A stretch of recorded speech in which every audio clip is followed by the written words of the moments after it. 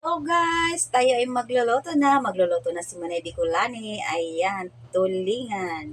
Ano ang dapat gawin dito guys? Sinaing! Mas masarap ang sinaing na tulingan.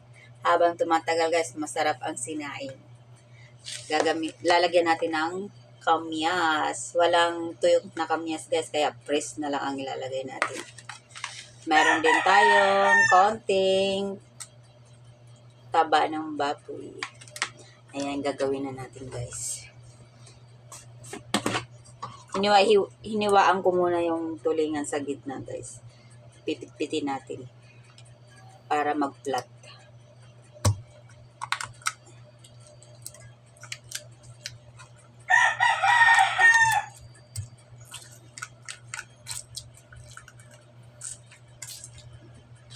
Lalagyan natin ng asin.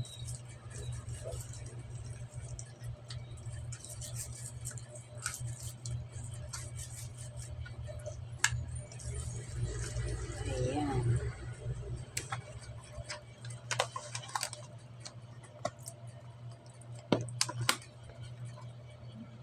Ganyan to lang guys.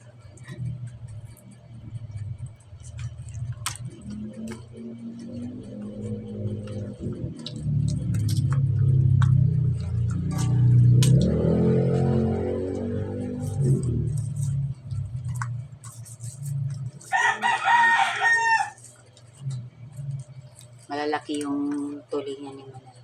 Masarap yung sakto lang. Yung maliliit lang guys.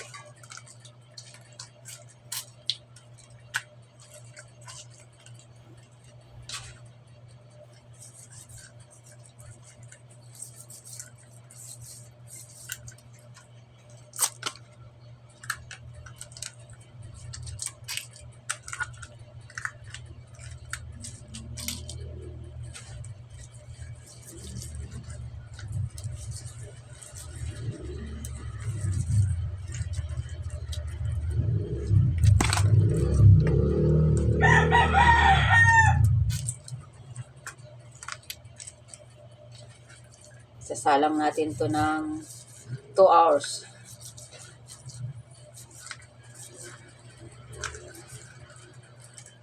Hindi natin i-pressure cooker para masarap ang pakaluto. Yung mahinhin lang ba ang apoy.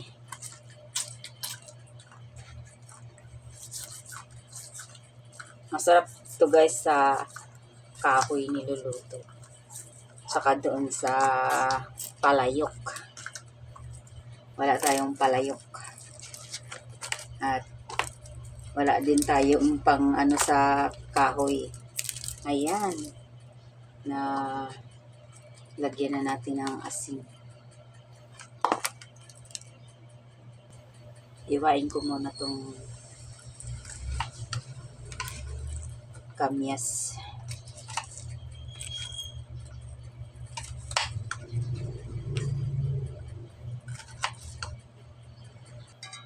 I-arrange na natin dito guys sa ating mahiwagang kaldero. Lagyan muna natin ng kaunting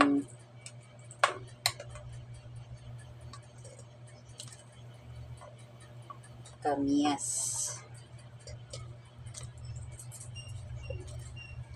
At ilalagay natin tong taba.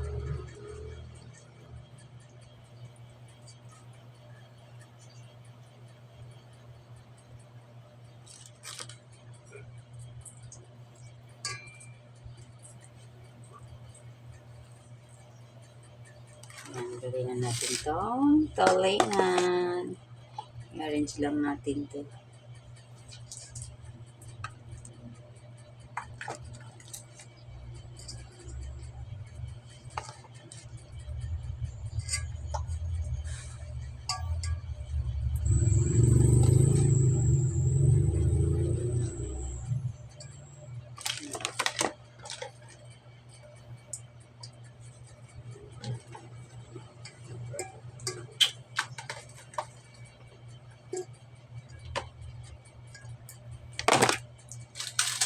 Lagyan din natin ng magic para yung money ang ating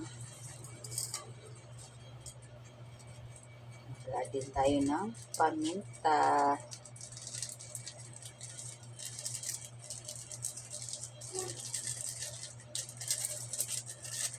Ayan. Yan lang guys ang ating sangkap sa ating sinaing na tulingan. Isasalang na natin. Antayin lang natin na maluto ng 2 hours.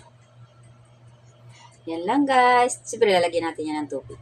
Bye-bye guys. Thank you for watching. See you in my next video. Like, follow, and share, and subscribe naman po. Maraming salamat. Ang inyong lingkod na si Manay Bicolani na Oragon na magayon-gayon.